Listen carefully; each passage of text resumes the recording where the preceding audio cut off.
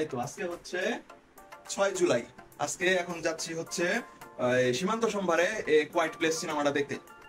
Initially আজকে cinema দেখার কোনো প্ল্যান ছিল না, কিন্তু পরে তারপর হঠাৎ করে আর কি চেকিং করে দেখলাম যে আজকেও দেখতে যে খরচ, কালকে দেখতেও, বাকি দিনগুলোতেও এই একই খরচ, 3টা বিশেষ শো, 450 টাকা লাগবে। তো ভাবলাম কেন না, তারপর আমার আবার ওইদিকে যাইতে হবে মাল্টিপ্ল্যানে কিবোর্ড মাউস কেনার জন্য। তো ভাবলাম তাহলে 2 ঢিলে 1 পাখি মেরে ফেলি, এই জন্য এখন আর কি সীমান্ত সম্ভারে যাচ্ছি কোয়াইট প্লেস ডে 1 এই ছবিটা দেখতে। দেখা শেষ করে তারপর হচ্ছে মাল্টিপ্ল্যানে যাব, মাল্টিপ্ল্যান থেকে কিবোর্ড মাউস কিনে মেট্রোতে করে ইনশাল্লাহ ফেরত আসবো।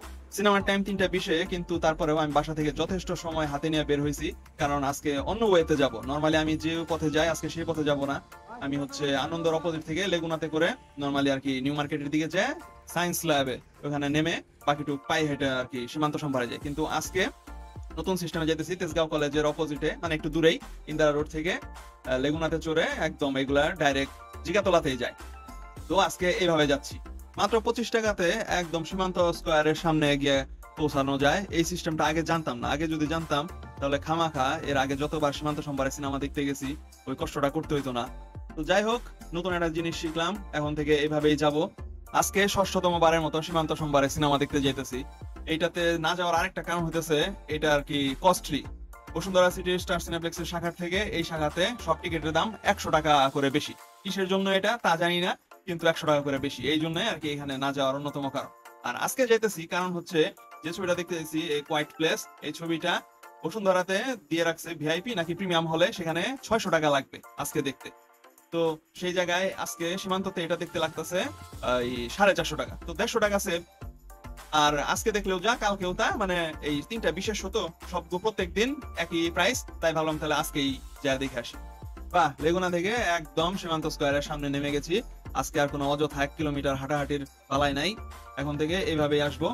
আর আজকে এটা আমার এই বছরের 50তম ছবি। আমার তো লক্ষ্যমাত্রা 52টা ছবি এই বছর ছিল, কিন্তু এত তাড়াতাড়ি যে এটা ফুলফিল হয়ে যাবে এটা চিন্তাও করি নাই। Special thanks to Bangladesh film archive. আজকে এটা আমার 50তম ছবি, আর মাত্র 2টা ছবি হলেই আমার ডেস্টিনি ফুলফিল।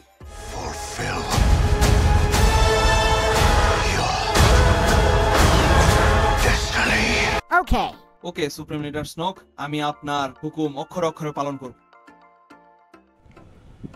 এই তো চলে এসেছি আরো একবার সীমান্ত সম্ভার।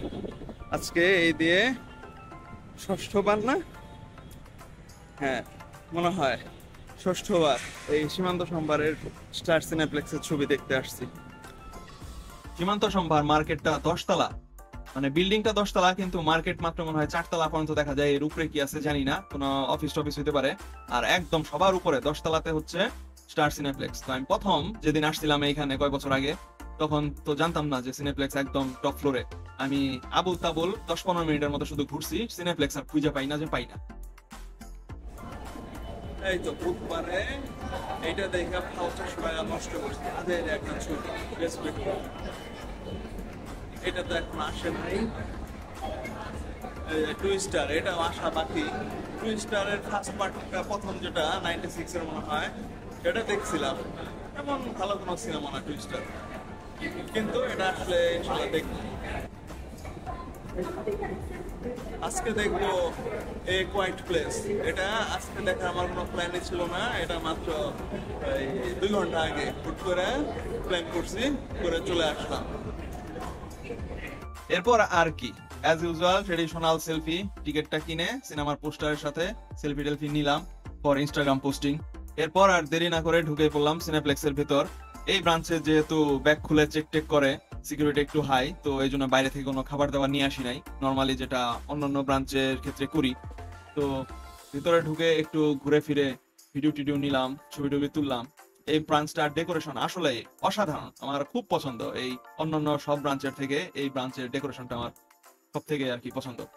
মিরপুরেরটাও ভালো আছে, কিন্তু এটাই আমার কাছে বেস্ট মনে হয়। সিনেমা শুরু হইতে এখনো প্রায় 20 মিনিটের মতো বাকি আছে, তো এই জন্য এই সময়টা একটু ইউটিলাইজ করতেছি, ভিডিও টিডিও করি আর একটু রেস্ট নেই, জিরাই, তারপর সিনেমা দেখতে ঢুকে যাব। আর আজকে যেটা দেখতে আসছি, এটা গুগলিং করে দেখলাম, এটা একটা ফ্রাঞ্চাইজি। এটা হইতেছে 3rd ছবি, যদিও এটা প্রিকুয়েল। এর আগে 2টা ছবি মুক্তি পাইছে যথাক্রমে, ওই ছবি 2টা দেখা হয় নাই, কাজেই আজকে টোটালি নিউ। আজকে যথেষ্ট আগে আগে চলে আসছি, হাতে যথেষ্ট টাইম আছে, এখন একটু রেস্ট নিতেছি, সিনেমার সময় এখন শুরু হয়নি। তো যাই হোক, এরপরে কিছু সময় বসে থেকে একটু চ্যাটিং ফ্যাটিং করলাম, মানে একটু শো অফ আর কি। কয়েকজনকে মেসেজ করলাম যে দেখ আমি আজকেও ছবি দেখতে আসছি, তো ওরা একটু জেলাস হইলো। তো এরপর সিনেমা শুরুর 3-4 মিনিট আগে ঢুকে গেলাম।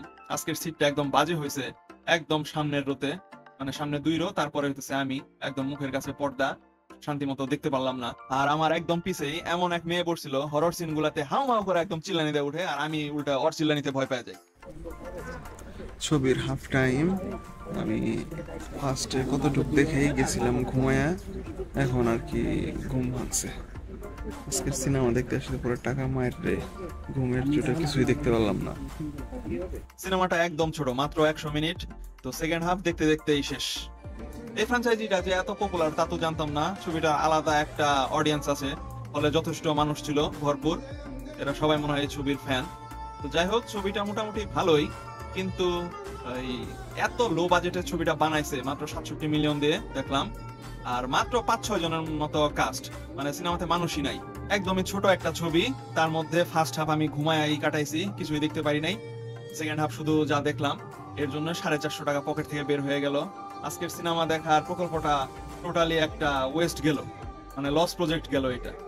ইদানিং সিনেমাগুলো দেখা প্রচুর লস প্রজেক্ট হয়ে যাইতেছে। ম্যাক্সিমাম ক্ষেত্রেই দেখা যায় যে সিনেমা দেখতে যায় ঘুমায়া যায়, ক্রুশিয়াল মোমেন্ট গুলা সব মিস করে ফেলি, কি হইলো কাহিনী কিছুই বুঝি না। আর আরেকটা ব্যাপার খুবই মেজাজ খারাপ করতেছে, সেই ব্যাড বয়েজ রিলিজ হয়েছে কবে, গত মাসে, এটা দেখবো দেখবো করে এটা আমি দেখতেই পারতেছি না, খালি ডিলে হইতেছে, মিস হয়ে যেতেছে। দেখা যাবে যে সিনেমাটাই শো শেষ, আমি আর দেখতেই পারবো। ব্যাড বয়েজ দেখতে হলে মনে হয় এই সপ্তাহের মধ্যে আমাকে যে করে হোক টাইম ম্যানেজ করে দেখে ফেলতে হবে, কারণ এরপরে আর সিনেমাটা থাকবে বলে মনে হয় না। সিনেমা দেখা শেষ, সিনেমাটা ভালোই ছিল, এন্ডিংটা ভালো, ইমোশনাল, চমৎকার, কিন্তু বেশি খরচ হয়ে গেছে। এটা যদি 300 দিয়ে দেখা যেত তাহলে এনাফ চলতো, কিন্তু 450 এই সিনেমার জন্য বেশি হয়ে গেছে। এখন যাব মাল্টিপ্ল্যান। স্টার্ট।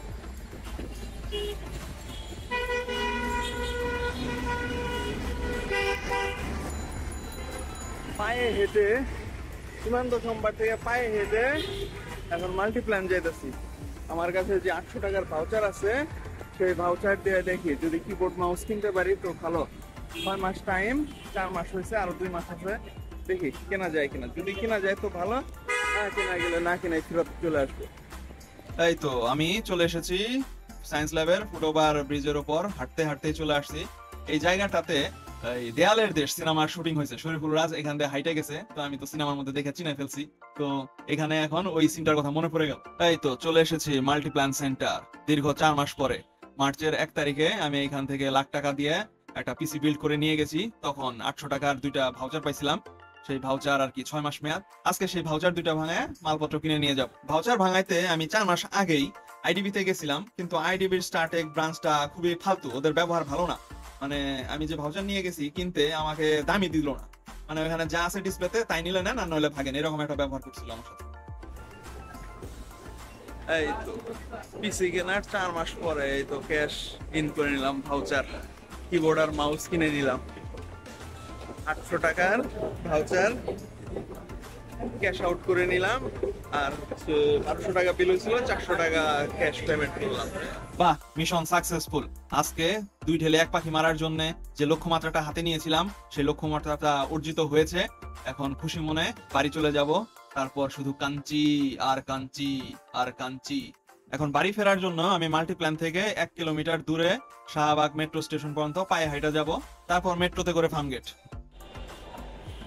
এই তো মাল্টিপ্ল্যান থেকে হেঁটে হেঁটে শাহবাগ চলে এসেছি, মেট্রোতে করে এখন ফার্মগেট যাব। ফার্মগেট যে তারপর কি করব সেটা তো আমার অন্যান্য সব ভিডিওতেই আমি দেখাই। তো আজকের ভিডিওটা এখানেই শেষ করি, আর লম্বা না করি। সবাই ভালো থাকবেন, আর আমার ভিডিওতে একটু লাইক কমেন্ট শেয়ার করো ভাই প্লিজ। আল্লাহ হাফেজ।